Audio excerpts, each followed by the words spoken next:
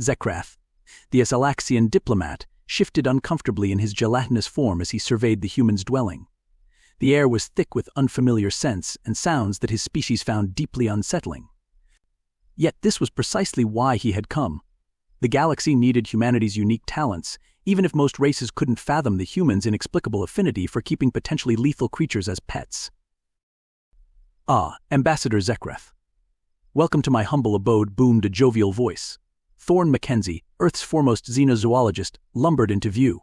His massive frame, covered in a patchwork of scars, was a testament to years spent working with the most dangerous creatures across the cosmos. Zekrath's outer membrane rippled in what passed for a polite greeting. "Dr. McKenzie, I appreciate you receiving me on such short notice." "Nonsense. Always happy to entertain guests, especially when they come bearing such intriguing propositions." Thorne grinned, revealing a set of teeth that had clearly seen better days. "But where are my manners? Come, let me introduce you to the family while we discuss business." As they moved deeper into the sprawling compound, Zekrath couldn't help but marvel at the sheer variety of life forms that seemed to coexist in harmony. A pair of Venusian acid spitters lounged lazily in a reinforced terrarium, their corrosive saliva occasionally sizzling against the protective force field. In another corner, a pack of Jovian thunderwolves played what appeared to be an elaborate game of tag, their static-charged fur crackling with each playful nip. "Remarkable," Zekrath murmured, his scientific curiosity temporarily overriding his instinctual fear.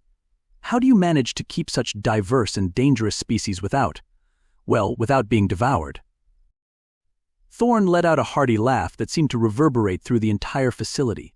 "It's all about understanding, my gelatinous friend. Each creature, no matter how fearsome, has its own needs, desires, and quirks. Once you figure those out, it's just a matter of respect and proper care." They paused before an enormous enclosure that seemed to contain nothing but swirling mist. Thorne tapped a series of commands into a nearby console, and the fog began to dissipate, revealing a creature that made even Zekrath's usually stoic form quiver. "Yeah, Nebula Wraith, one of the most elusive and deadly predators in the known universe, materialized before them.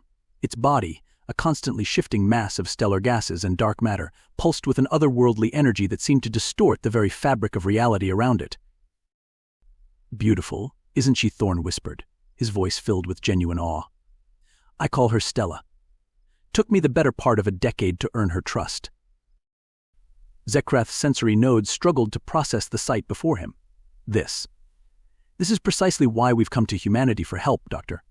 McKenzie. The Galactic Council faces a crisis unlike any we've encountered before." Thorne's expression grew serious as he led Zekrath to a more private area of the compound. They settled into a room that seemed almost jarringly normal compared to the menagerie they had just toured. "I'm listening," Thorne said, leaning forward with interest. Zekrath began to explain, his form rippling with urgency. "We've discovered a previously uncharted system near the galactic core. Initial surveys revealed a treasure trove of rare elements and energy sources that could revolutionize our technology. However," he paused, struggling to find the right words. "Let me guess," Thorne interjected, a wry smile playing on his lips. "The local wildlife isn't particularly welcoming." "To put it mildly," Zekrath continued, "the entire system is guarded by creatures we've dubbed cosmic sentinels. They're unlike anything we've ever encountered, massive beings that seem to be living constructs of pure energy and primordial matter. Our most advanced ships are like toys to them, and any attempt at communication has been met with devastating results." Thorne leaned back, stroking his beard thoughtfully. "And you think we humans might be able to, tame these cosmic sentinels?" "Not tame, necessarily," Zekrath clarified, "but perhaps understand them, communicate with them. Your species has a unique ability to forge bonds with creatures that the rest of us can barely comprehend, let alone approach." A spark of excitement ignited in Thorne's eyes. "It's a tantalizing prospect, I'll give you that.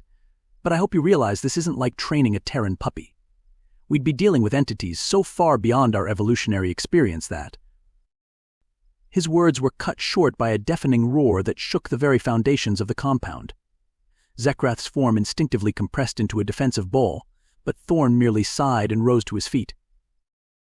"Pardon me for a moment," he said, as casually as if he were excusing himself to answer a phone call.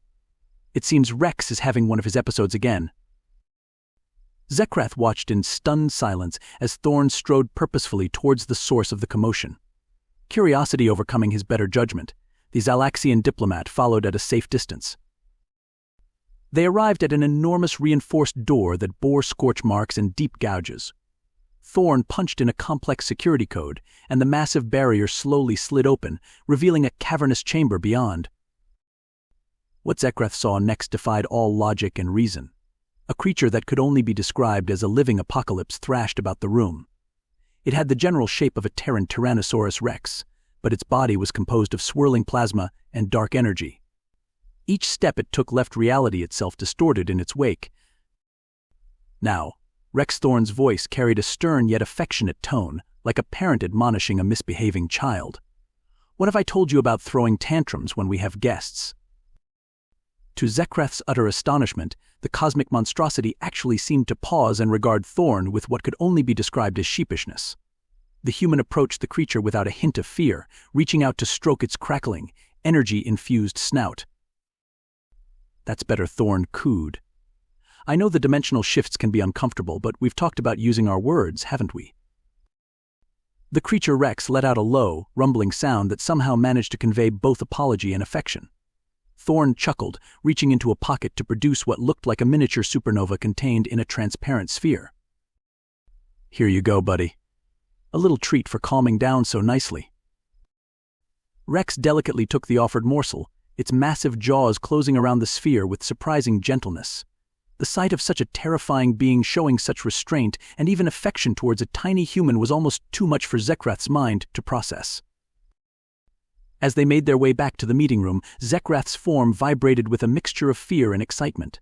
That creature. "Ah, yes," Rex Thorne said with a fond smile. "Found him as a hatchling in the debris field of a collapsing neutron star. Quite the handful in his teenage years, let me tell you." Zekrath's sensory nodes struggled to make sense of what he had just witnessed.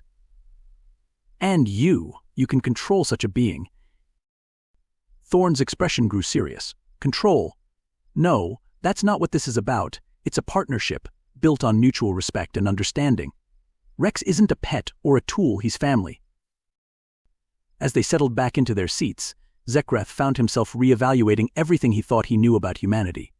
These bizarre, fragile creatures who had seemed so primitive when they first joined the galactic community suddenly appeared in a new light. "Dr. Mackenzie," Zekrath began, his form rippling with newfound determination. "I believe I now understand why the Council was so insistent on seeking humanity's help. What you've accomplished here, it's nothing short of miraculous."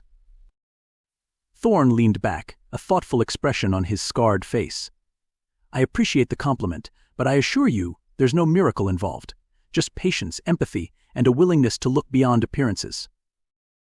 "Then you'll help us?" Zekrath asked, hope evident in his fluctuating form. "It won't be easy," Thorne warned. "These cosmic sentinels you described, they're likely to be far more complex than anything we've dealt with before. We'll need a team of our best xenozoologists, linguists, and diplomats." Zekrath's outer membrane rippled with excitement. "The Council is prepared to provide whatever resources you require. The fate of countless worlds hangs in the balance." Thorne stood, extending a hand towards the Zalaxian diplomat. "In that case, Ambassador Zekrath, I believe we have ourselves an expedition to plan." As they shook Thorne's calloused hand enveloping Zekrath's gelatinous appendage, a new chapter in galactic history began to unfold. Humanity, once dismissed as an upstart species barely out of its cradle, was about to take center stage in one of the greatest challenges the universe had ever presented. The next few months were a whirlwind of activity as Thorne assembled his team and made preparations for the unprecedented journey. The Galactic Council, recognizing the gravity of the situation, spared no expense in outfitting the human expedition with the most advanced technology available. Thorne's core team consisted of 3 other human specialists, each bringing unique skills to the mission. Dr. Ezra Chen, a brilliant xenolinguist whose revolutionary work on non-verbal cosmic communication had earned him accolades across multiple star systems. His quiet, methodical approach balanced out Thorne's more boisterous personality. Captain Malik Okonkwo, a veteran of the Terran Space Force with an uncanny knack for navigating the most treacherous regions of space. His steady hand and cool demeanor would be crucial in guiding their ship through the volatile environment near the galactic core. And lastly, there was Finno Aili, a young prodigy in the field of xenobiology. What he lacked in experience he made up for with boundless enthusiasm and an intuitive understanding of alien life forms that bordered on the supernatural. As the day of departure approached, Thorne found himself in his private quarters aboard the specially designed vessel that would be their home for the foreseeable future. He sat surrounded by holographic displays showing data on the cosmic sentinels and the mysterious system they guarded. A soft chime announced a visitor, and the door slid open to reveal Ezra. The linguist's usually calm demeanor seemed slightly ruffled. "Thorne, do you have a moment?" Ezra asked, his voice tinged with concern. "For you?" "Always," Thorne replied, gesturing for his colleague to take a seat. "What's on your mind?" Ezra sank into the offered chair, his brow furrowed in concentration. "I've been going over the data from the failed communication attempts with the Sentinels. There's something off about it all." Thorne leaned forward, intrigued. "Off how?" "It's difficult to explain," Ezra said, frustration evident in his voice. "But the more I analyze it, the more I'm convinced that we're not dealing with simple guardians or even particularly advanced aliens, these cosmic sentinels. I think they might be something far more fundamental to the universe itself." Thorne's eyes widened as he considered the implications. "You mean?" "I mean," Ezra continued, his voice barely above a whisper, "that we might be attempting to communicate with the very building blocks of reality. Conceptual entities that exist on a level so far beyond our understanding that calling them alive in any conventional sense might be missing the point entirely." A heavy silence fell over the room as both men grappled with the magnitude of what they were potentially facing. Finally, Thorne spoke, his voice filled with a mixture of awe and determination. "Well, my friend, it seems we're in for one hell of an adventure. If these sentinels are truly as fundamental as you suspect, then our approach will need to be unconventional, to say the least." Ezra nodded, a wry smile tugging at the corners of his mouth. "Unconventional is what humanity does best, isn't it? It's why the Council turned to us in the first place." "Damn right," Thorne grinned, clapping Ezra on the shoulder. "We'll figure this out, just like we always do. One impossible task at a time." As Ezra left, Thorne turned back to the holographic displays, his mind racing with possibilities. The challenge before them was greater than anything humanity had ever faced, but in that challenge lay an opportunity to prove once and for all that their species' unique bond with the creatures of the cosmos was more than just an odd quirk of evolution. It was, perhaps, the key to unlocking the very secrets of the universe itself. The journey to the uncharted system was long and fraught with peril. Captain Okonkwo's skills were put to the test as he navigated the ship through treacherous stellar phenomena and gravitational anomalies that defied known laws of physics. As they approached their destination, the entire crew felt a palpable sense of anticipation mixed with trepidation. The holographic displays in the ship's command center flickered with increasing frequency, struggling to make sense of the reality-warping energies that permeated this region of space. "We're entering the outer perimeter of the system," Malik announced, his hands dancing over the controls with practiced ease. "Sensors are going haywire. Whatever's out there, it's unlike anything I've ever seen."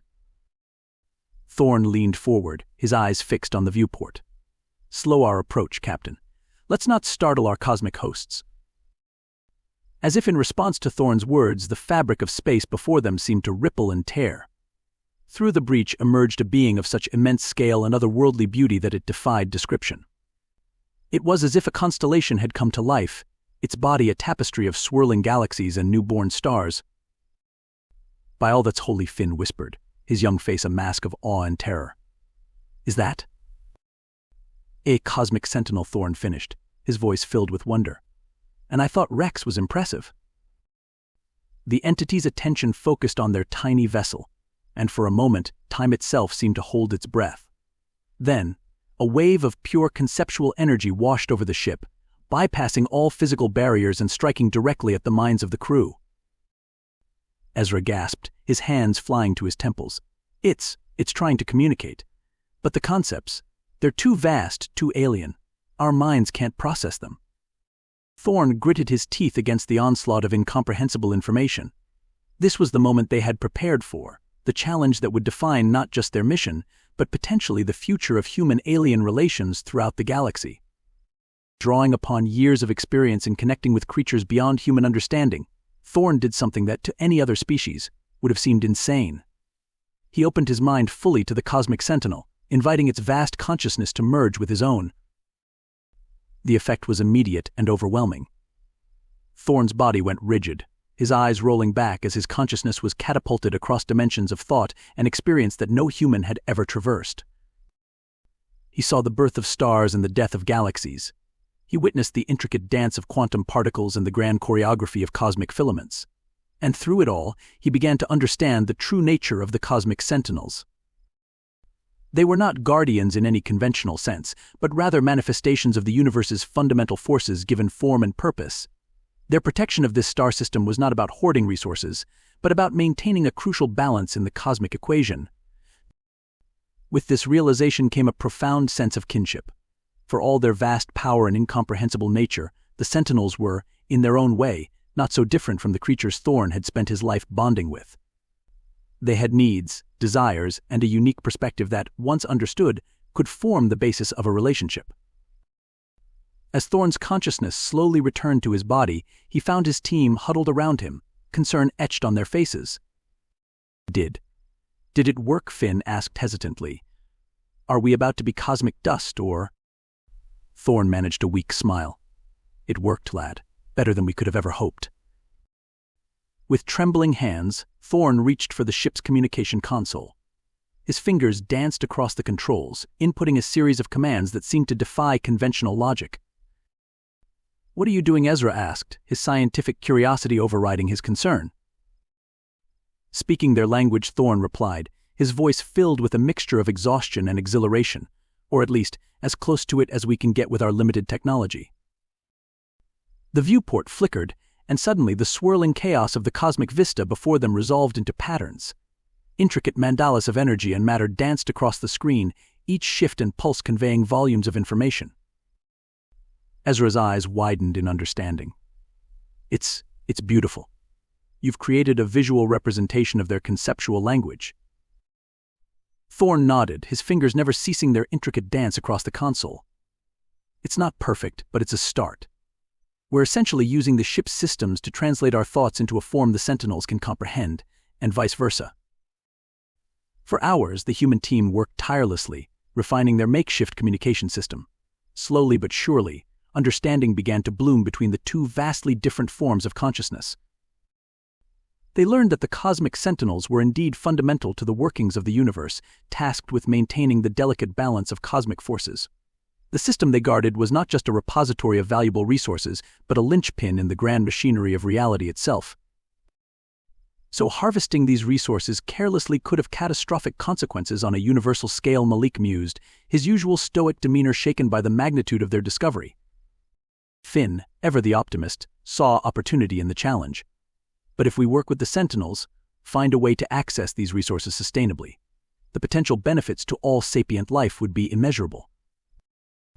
As the implications of their breakthrough sank in, a new message from the Sentinels flashed across the screen. Thorne leaned in, his brow furrowed in concentration as he interpreted the complex patterns. They're inviting us to join them, he said, his voice filled with awe. Not just us, but representatives from all sapient species. They want to initiate a new era of cosmic cooperation. The excitement on the ship was palpable. In a matter of days, they had not only averted a potential disaster but opened the door to a new chapter in galactic history. As news of their success spread across the galaxy, humanity's unique role became clear. They would serve as intermediaries, using their unparalleled ability to bond with alien life forms to facilitate communication and cooperation between the cosmic sentinels and the various sapient species of the galaxy. In the months and years that followed, a new organization was formed, the Cosmic Harmony Initiative. At its heart was a team of human xenozoologists, linguists, and diplomats trained in the art of interspecies communication on a scale never before imagined. Thorne, hailed as the pioneer of this new field, found himself busier than ever. He split his time between training new recruits, embarking on diplomatic missions to far-flung corners of the universe, and of course tending to his ever-growing menagerie of cosmic creatures. One crisp morning, 5 years after their fateful first contact with the cosmic sentinels, Thorne stood on the observation deck of Harmony Station, the massive space habitat that served as the headquarters for the initiative. Beside him stood Zekrath, the Asalaxian diplomat whose initial request had set this grand adventure in motion. "If you had told me, all those years ago, that this is where we'd end up," Zekrath mused, his gelatinous form rippling with what Thorne had learned to recognize as amusement, "I would have dismissed it as the ravings of a madman." Thorne chuckled, his gaze fixed on the swirling cosmic ballet visible through the station's massive windows. A group of cosmic sentinels was engaged in what could only be described as a dance with a team of human trainers in specially designed interface suits. "Sometimes I still can't quite believe it myself," Thorne admitted. "But then I look out there and I'm reminded of a truth I've known all my life, that the universe is full of wonders, just waiting for someone to take the time to understand them." As if on cue, a familiar roar echoed through the station. Rex, now fully grown and an unofficial mascot of the initiative, lumbered into view. The cosmic Tyrannosaurus nuzzled affectionately against the reinforced window, causing ripples of energy to dance across the transparent material. Zekrath watched in amazement as Thorne casually reached out, his hand passing through a specially designed portal to scratch Rex under his plasma-infused chin. The cosmic behemoth rumbled with contentment, stars twinkling in its eyes. "You know," Zekrath said, a note of wonder in his voice, "when my people first encountered humans, we thought your love for keeping dangerous creatures as pets was a sign of madness or suicidal tendencies." Thorne raised an eyebrow, an amused smirk playing on his lips. And now? Zekrath's form shimmered in what Thorne had come to recognize as the Zalaxian equivalent of a smile. "Now, I believe it may be your species' greatest gift to the galaxy, your capacity for empathy, for forming bonds with beings so different from yourselves. It's opened doors we never even knew existed." As they stood there, watching the cosmic dance unfold before them, Thorne felt a profound sense of pride and purpose. Humanity had found its place in the grand tapestry of the universe, not through force or technological superiority, but through their unique ability to connect, to empathize, and to love. They were the caretakers, the diplomats, the bridge between worlds. In a universe vast beyond comprehension, filled with wonders and terrors beyond imagination, humanity's greatest strength turned out to be the very thing that had once been seen as a quirk or a weakness: their boundless capacity for companionship, even with the most alien of beings. As a new group of recruits entered the observation deck, their eyes wide with wonder and excitement, Thorne smiled. The adventure was far from over. In fact, it was just beginning. "All right, folks," he called out, clapping his hands together. "Who's ready to make some new friends?" The eager responses of the recruits, representing species from across the galaxy, filled the air. And as Thorne began their first lesson in cosmic diplomacy, he knew that the future for humanity and for all sapient life was brighter than ever. In the vast expanse of space, among the swirling galaxies and newborn stars, humanity had found not just a new frontier, but a new family. And in doing so, they had transformed the very nature of galactic civilization, one improbable friendship at a time.